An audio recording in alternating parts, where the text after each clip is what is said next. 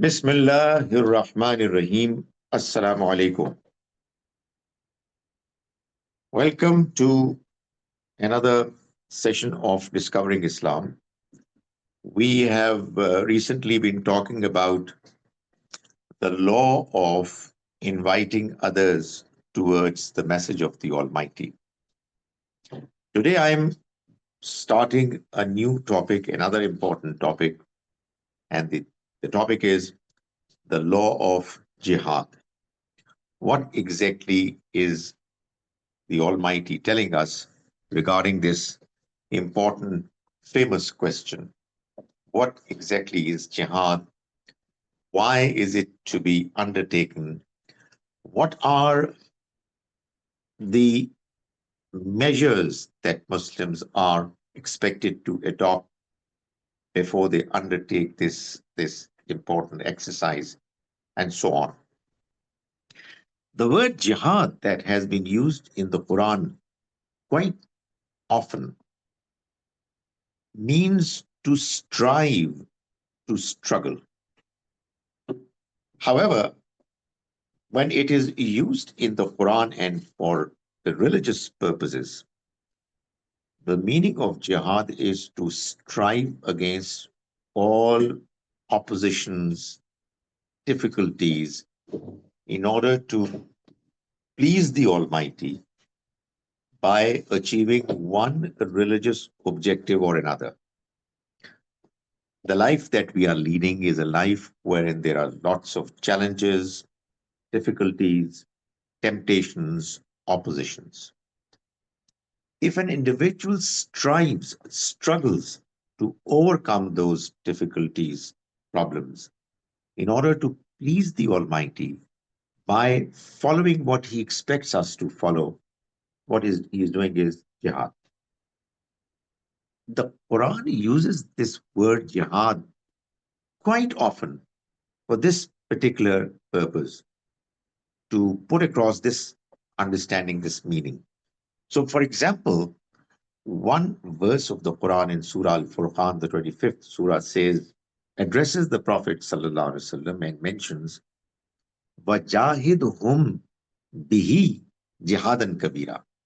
O Prophet, you do jihad with them with this Quran, the big jihad. Now, obviously, the jihad with the Quran cannot be undertaken with sword. It's a jihad that was to be undertaken in order for people to understand that this is God's message. So the Almighty was asking the Prophet to make sure that he does whatever is within his means to let others know what the message of the Almighty is, and in the process to ignore their opposition, to ensure that whatever difficulties he's facing, he is going to face them uh, with the help of the Almighty in a manner that he's undeterred. So that is what jihad is in its more general, and I would say the Quran uses this expression in this particular meanings more often. However, the word jihad has come to be used more in the meanings of qital, fight against the enemy, uh, fighting a war or a battle. So obviously, it's an important question. A, why at all have we been asked to uh, fight battles? I mean, this question is important also because of the fact that the Almighty tells us that the Quran is a book which has no contradictions. The Almighty is always consistent in what He's saying. The principles He mentions, uh, all the details that He has given us are in accordance with those principles. So when the Quran says that if you kill one person, you've done as big a crime, as big an offense, as if you've killed the entire mankind. And when you say that you've got to fight against the enemy, uh, obviously what you're doing is getting engaged in an exercise which is bound to kill people. So how do we reconcile? How is it that while we have one principle which is very clear, the other expectation is not violating that principle. So when you read the Quran carefully, you would find that you will get answers to answer to this question and many other questions. So the first thing that I would mention regarding jihad is the justification for jihad. Uh, the justification for jihad is actually the same as it is for uh, the punishments that the Almighty has mentioned in the Quran for certain crimes. The punishments that have been mentioned in the Quran, for instance, against murder, against theft, against adultery, fornication, uh, against accusing others uh, unjustifiably, uh, these punishments are there to make sure that people live a life peacefully without being in any danger of having their lives, their honor, and their wealth in danger. So, the life that we have been given to lead is a life of trial. And for the purpose of the trial being a genuine one, the Almighty has allowed us freedom. Now, freedom is something that can be properly, positively used, and it can also be misused. So, if there are people in a society where the freedom is being misused by them, it would cause harm to others. And therefore, it's important that there should be a system in the society which get holds of those people who are committing crimes, and then the system punishes them. So the punishments that have been suggested by the Almighty are meant to make sure the life, the wealth, and the honor of people is safe, is secured. It's not in danger. If you do not have punishments implemented, you will find that people are going to misuse their freedom, and it would mean that many people will find leading a normal life difficult. Likewise is the case with jihad in the meanings of qital. Like individuals, there are groups of people, there are nations that misuse their liberty, misuse their strength, their power. So if there are a group of people, if there are people who are bent upon causing harm to other societies, other populations, by misusing the strength that they have and by attacking them and causing harm to them, there has to be something done, some measures undertaken so that people are deterred from taking those actions. So that is exactly what the Quran has mentioned in regard to the justification for jihad, or what it should probably be more appropriately described as qital. The Almighty mentions it in Surah Al-Hajj, which is Surah number 22, in verse 40. He says, Lawla dafullahi nasa ba'dahum bibad. Had not God repelled some people through others, lahuddimat sawami'u wa bi'un wa salawatun wa masajidu yuzkaru fi hasmullahi kathira. Had that not been done, then monasteries, churches, synagogues, and mosques, where God's name is mentioned frequently, they would have been demolished. They would have been pulled down. That is, societies would not have been able to function properly. Some evil forces, evil people would have caused harm to others in such a way that they would not even have been able to worship the Almighty properly. Their places of worship would also have been destroyed.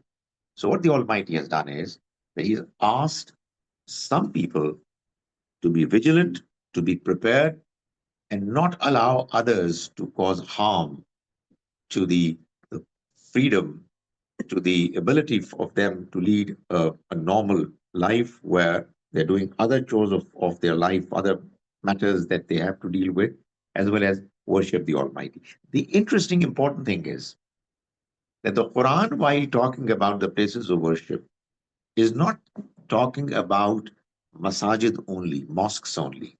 It's actually talked about three other places of worship: Sawami'u, Babbi'un, Salawat, monasteries, churches, and synagogues.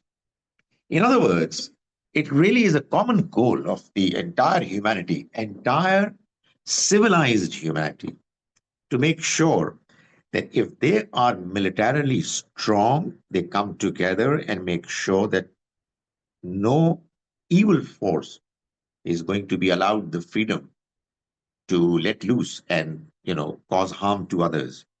So this justification is what is mentioned in the Quran.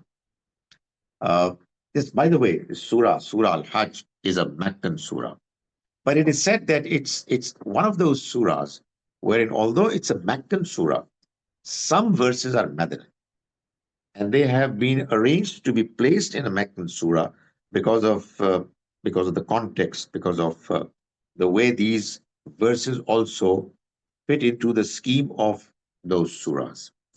Uh, the Almighty had to explain to believers that, look here, we want to tell you why you have to undertake jihad. Because obviously, a person who is interested in religion is interested in the message because he is looking forward to come closer to the Almighty. You don't expect to fight when you are a part of a religious group. So there were Muslims who had this question in their mind: how come we are asked to worship the Almighty and be kind and good to fellow humans, and all of a sudden we have been also asked to fight against others? So the Almighty is in the Quran providing this justification, clarification, that, look here, had this not been allowed, had this not been required to be done, you would have found that all positive things happening in societies in various different parts of the human population would have been destroyed. In particular, the places of worship. So when we read about jihad or qital in the Quran, we find that there are two types of jihad that have been mentioned. One, against tyranny and religious persecution. And number two, against those who rejected the message of the messenger, the last messenger, may Allah's peace and mercy be on him, as a punishment for them. So these two types of qital or war against the enemy have been mentioned in the Quran. And we need to obviously distinguish one from the other. Because in the first case, fighting against an enemy who is cruel, tyrannical, and is causing harm to the peace of the society, and is uh, giving religious persecution a form which is spread across in societies, in populations, that is what is a part of Sharia. It's for until the day of judgment. But as for the second reason for undertaking jihad, that is to inflict punishment on the enemies of the messenger who rejected the messenger. And the Almighty asked his followers, his companions, to fight against those who rejected the message. This is a era specific requirement. It was something that was meant only for the time of the Prophet ﷺ and his companions alone. Because now we cannot have a prophet, a messenger, who would come and deliver the message of the Almighty in a way that it would become absolutely clear to all people who would be listening him or coming to learn about his message that it is from the Almighty, and there is no doubt about it. Uh, Now it's a part of our mission of all Muslims, as best as they can, that they should spread across the message properly, wisely. And we've talked about this question of inviting others towards the path of the Almighty in a wise, intelligent way. So that was the first thing that I wanted to mention. The second is, uh, the second reason, as I mentioned, is that there is to be punishment for those who reject the messengers. So the Quran mentions in verse 47 of Surah Yunus, which is Surah number 10, وَلِكُلِّ أُمَّةٍ رَسُولٌ. For every nation, there is a messenger. فَإِذَا جَاءَ رَسُولُهُمْ. And when their Rasul comes to them, قُضِيَ بَيْنَهُمْ بِالْقِسْطِ. Then their matter is completed. Their decision against them is taken. And وَهُمْ لَا يُظْلَمُونَ. They are not treated unjustly. That is, when they reject a messenger, after obviously the message has been put across over and over again in a manner that there is what is called itmamul hujjah, completed. The evidence is completed against such a nation, then they become eligible for divine punishment. قُضِيَ بَيْنَهُمْ بِالْقِسْطِ. Their matter is completely done, is fully implemented in a fair way, and no injustice is done to them. This punishment was inflicted by the companions of the messenger under the instructions of the Almighty as a part of his mission to punish the enemies of Allah. So the Quran makes it very clear, and we have talked about it over and over again. In Surah Tawbah, verse 14, the Almighty says, يُعَذِّبْهُمُ اللَّهُ بِأَيْدِيكُمْ. God is going to punish them through your hands, through the hands of the companions. Now, let's come to the second point after justification. The second point is the permission to undertake jihad. The Quran mentions in the same Surah Al-Hajj, Surah number 22, in verses 39 and 40, أُذِنَ لِلَّذِينَ يُقَاتَلُونَ بِأَنَّهُمْ ظُلِمُوا. Permission has been granted to those people who were fought against, who were treated unfairly. وَإِنَّ اللَّهَ عَلَى نَصْرِهِمْ لَقَدِيرٌ. And God is fully powerful, capable of helping them. الَّذِينَ أُخْرِجُوا مِنْ دِيَارِهِمْ بِغَيْرِ حَقٍّ. Who were expelled from their homes without any reason, without any justification. إِلَّا أَن يَقُولُوا رَبُّنَا اللَّهُ. Except for the fact that they said, our Lord is Allah. Allah is our Rabb.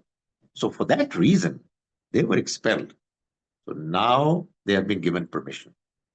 Now, this mention, uzina, they have been permitted. It shows most clearly that they were not given permission earlier, even though they were treated unjustly, even though they were being persecuted. But there came a time when this permission was granted. And this permission was given to them when they migrated to Medina. In Mecca, Muslims did not have a system. They were not ruled by the Prophet ﷺ in a way that it was a state. They were all individuals worshipping the Almighty, facing the consequences, but there wasn't a rule of a state where the laws could be implemented, where every citizen had to go through the discipline of the society. So as soon as that possibility was in place and Muslims migrated to Medina, then the Almighty mentioned, "Uzina lillazina yuqataluna." Permission has been granted to those who were fought against. Why? This permission has been given to them because they were treated unjustly. Now, it really means that in order for jihad to be undertaken, it is an absolute essential that there has to be a system of governance. There has to be a ruler who is ruling over his subjects, people who are living under his command, and he is able to implement the law. Obviously, the system of Islam is that it should be done through consultation. But obviously, there has to be one ruler who leads. So the Almighty is saying that this permission is now granted to you, and you can now take action against those who have been unjust in dealing with you, in treating you when you were weak. Now, this obviously is the same condition as should be met in the case of punishments as well. So, even though the Almighty wanted the punishments to be inflicted upon those who were criminals, they were not mentioned in Mecca, even though the Meccan Quran is something like two-thirds of the Quran. But the Almighty mentioned to the believers that they should say their prayers, they should pay zakat, in the way that it's possible for them. Uh, they should strengthen their faith. But there weren't any punishments mentioned in the earlier part of the Quran, in the Meccan Quran. Now that the Muslims were organized and the Prophet ﷺ was given the status of the head of the state, he enjoyed the authority to implement the law on the people who were following him. And there was a covenant and understanding that was there between Muslims and the non-Muslims, the people of the book, the Jews and the Christians, even the polytheists who were living in Mecca. Uh, the Pact of Medina that was signed by all. There was a clear system, and therefore the Muslims were now in a position to do qital, which was not possible for them earlier. So we find, for instance, in hadith of Bukhari, the Prophet ﷺ mentioned that Muslim rulers are a shield. War qital is fought behind them. People gather behind him to fight. So that is a must, a completely necessary condition. What it really means is that no matter how badly you are treated, you can defend yourself. You can take measures to stay away from being treated unjustly by others. But you cannot form a group to attack others, to fight others, if you do not have authority, if you are not a part of a state.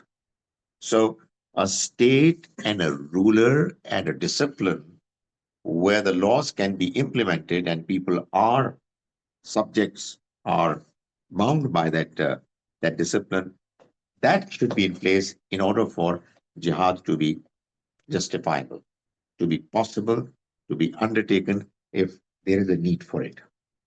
Now, the command of jihad. Where has the Almighty commanded Muslims to do jihad? We find the mention of qital jihad in the Quran in a number of different passages. However, there is one particular passage of the Quran where the original basic command has been given. The rest of the Quran is all talking about the same command, about its details, about certain circumstances which necessitated some more clarifications to be provided. But the basic mention of it is in Surah Al-Baqarah, verse 190 to 194. That's a passage where the Almighty is talking about the commandment that He gave, the instructions that He gave to Muslims to undertake jihad. And it also talks about the circumstances which led to the need for Muslims to fight against the enemy. So the Quran says, وَقَاتِلُوا فِي سَبِيلِ اللَّهِ الَّذِينَ يُقَاتِلُونَكُمْ وَلَا تَعْتَدُوا. The context is clearly mentioning that the Muslims migrated to Medina. They wanted to go for Hajj and Umrah. It was quite clear that, living in Mecca, it was always possible for them. But migrating to Medina and looking at what the Quran was mentioning about the house of Allah, and ultimately the house of Allah became the Qibla as well. So there was a natural inclination amongst Muslims that they wanted to do Hajj or Umrah. But the problem was that they could not have done it. Had they gone for doing Hajj or Umrah, they would have been prevented by the people who were in control of the house of Allah, the Quraysh, the Kuffar, the polytheists. So when that problem arose, the Almighty said, you can go. Obviously, looking at the circumstances, the situation, that now that it is possible for believers that they have become strong, that they can go and do this very important religious exercise ritual. If somebody stops them, it's their fault. To go to house of Allah for the purpose of doing Hajj or Umrah is the right of all believers. So the Quran mentioned, وَقَاتِلُوا فِي سَبِيلِ اللَّهِ الَّذِينَ يُقَاتِلُونَكُمْ, and fight in the way of Allah those people who fight you. And the context is when you go there for doing Hajj or Umrah. I mean, you go there, you're permitted. But obviously, we know that they are going to resist. They're going to put barriers and they'll fight you. Well, if they fight you, then you fight them. وَلَا تَعْتَدُوا. But make sure that you do not exceed limits. Even when fighting, you are not allowed to exceed limits. You're not allowed to be immoral. So even in jihad, even in battlefield, the Almighty has required believers to make sure that they are God-fearing and they don't do anything which amounts to crossing limits. Inna Allah la yuhibbul mu'tadin. Allah doesn't like those people who cross limits. So be sure that if you are going there and you're being prevented from entering the house of God and they're fighting you, well, you can fight them, but be within your limits. وَاقْتُلُوهُمْ حَيْثُ ثَقِفْتُمُوهُمْ. And if they fight you, then have no reservations. Don't have any hesitation. Kill them, the combatants, حَيْثُ ثَقِفْتُمُوهُمْ, wherever you find them. وَأَخْرَجُوهُمْ مِنْ حَيْثُ أَخْرَجُوكُمْ. And you expel them from where they expel you. That is, they have been unjust and unfair. They expel you when you did nothing wrong.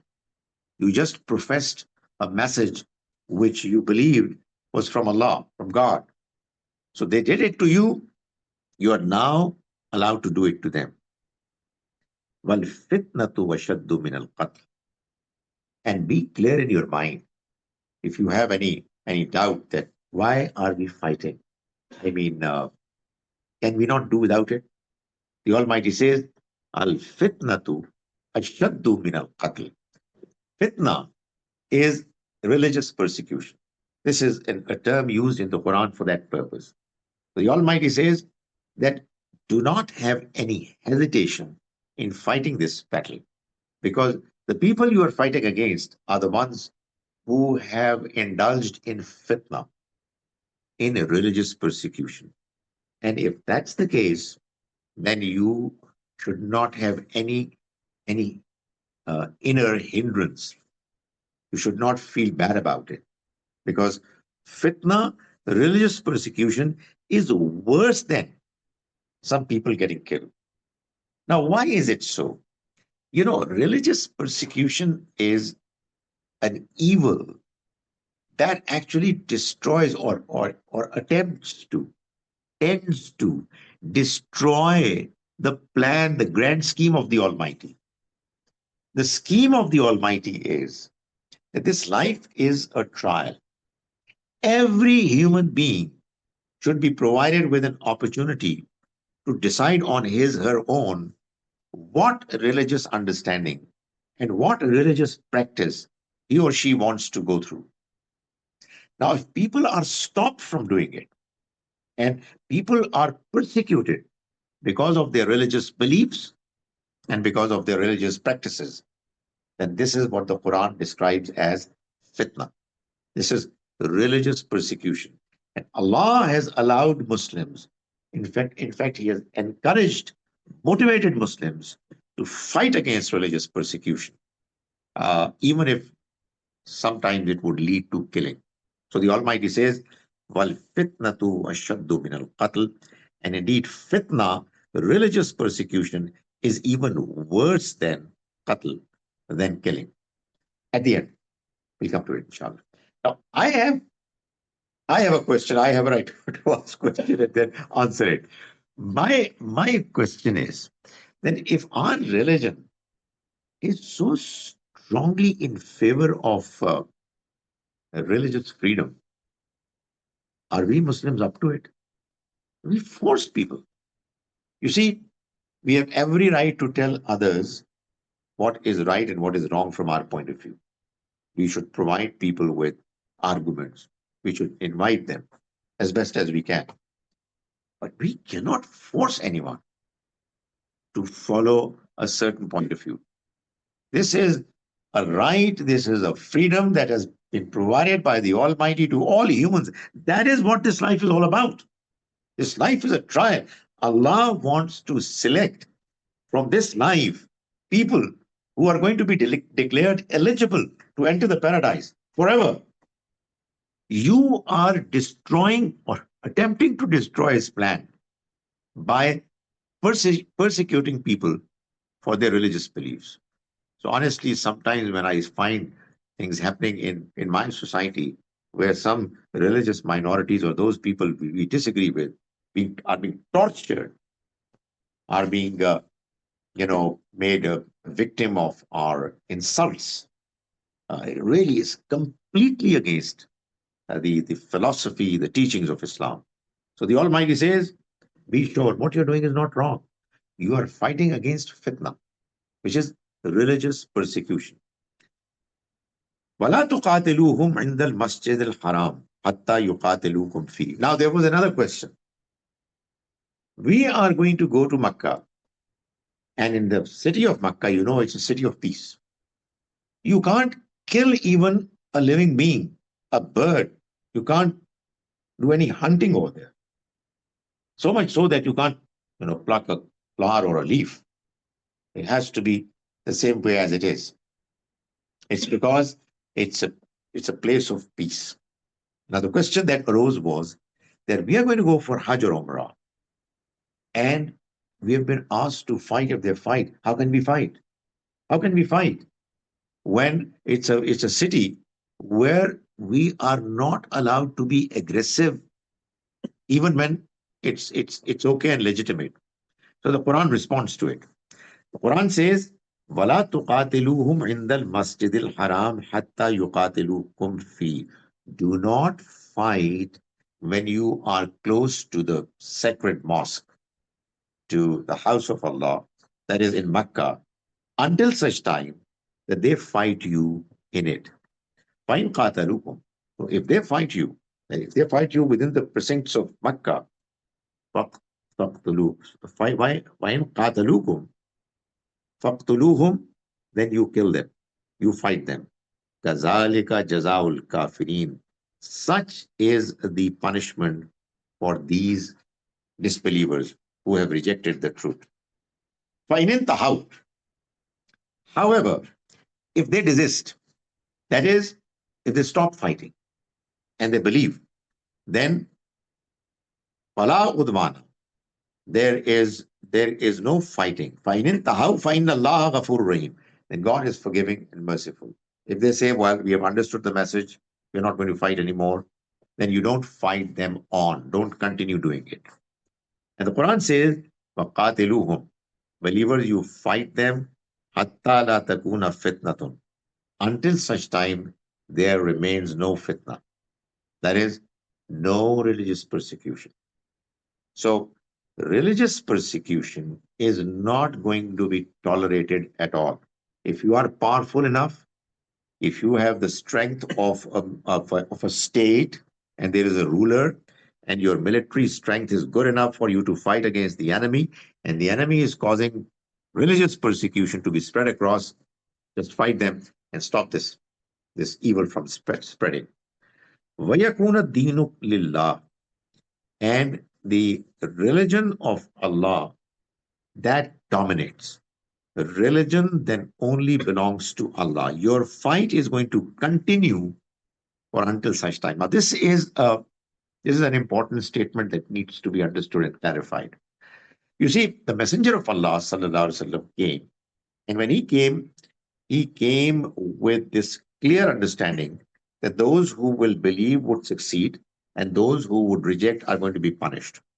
It was a mandate given to him by the Almighty that the territory that he was given to spread the message of the Almighty in that territory, that region, which was the Arabian Peninsula. There is a debate about what actually constitutes Arabian Peninsula. Uh, but honestly, it's pretty much clear that all those states that have now become the Gulf states, etc., all of them are a part of the Arabian Peninsula. The Quran is clear that in this area, region, only Allah's message is going to be allowed.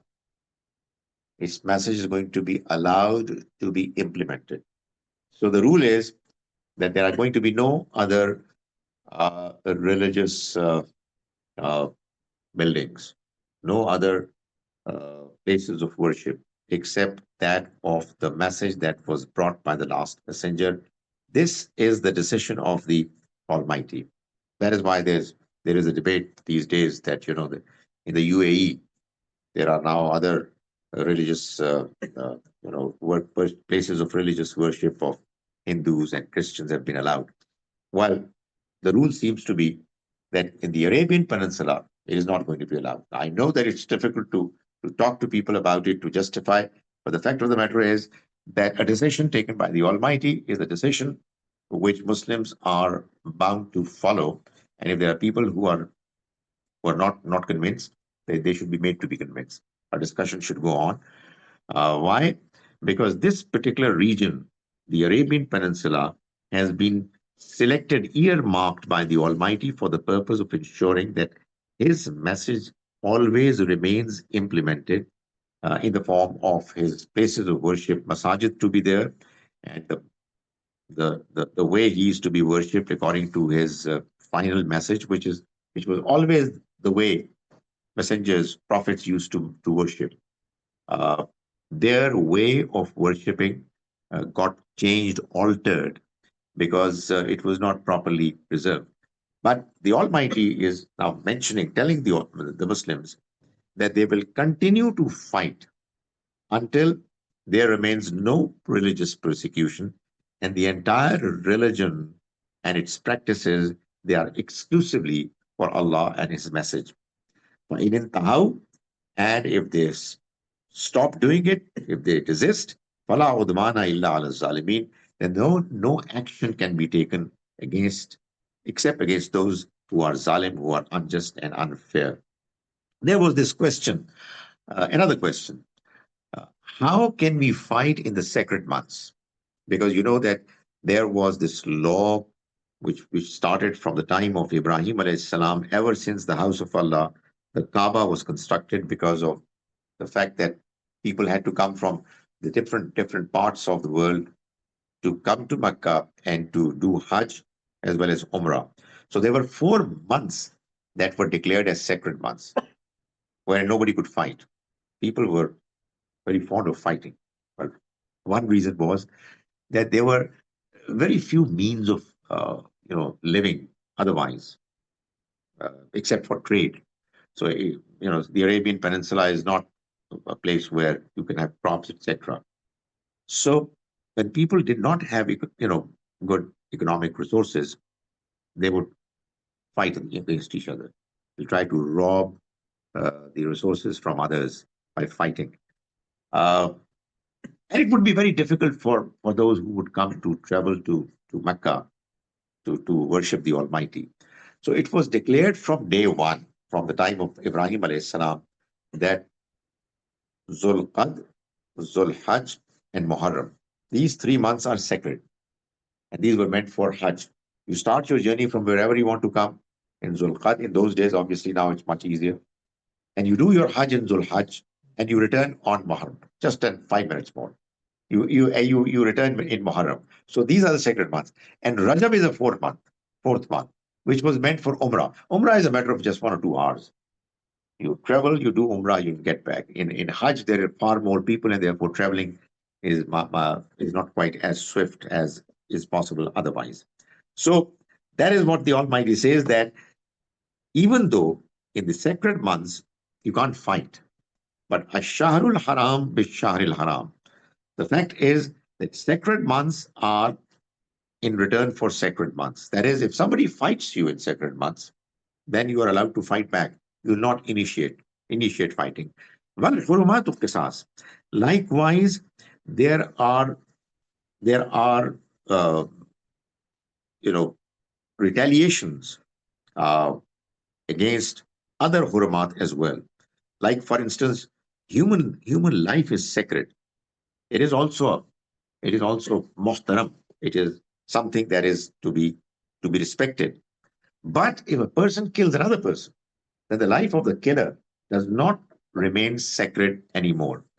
So, فَمَنْ اعْتَدَى عَلَيْكُمْ فَاعْتَدُوا عَلَيْهِ بِمِثْلِ مَا اعْتَدَى عَلَيْكُمْ. If somebody transgresses against you in this place of peace or in these sacred months, then you fight against them the way he has fought against you, and do not ever cross limits. So that's what the law is. It's mentioned in the Quran, in, as I said, Surah Al Baqarah, verses 190 to 194. And all other verses of jihad, the Quran, have to be understood in the light of these verses. These are the principal verses on jihad, and the rest of the Quran is actually talking about some of the other details which were needed to be clarified. أقول قولي هذا واستغفر الله لي ولكم.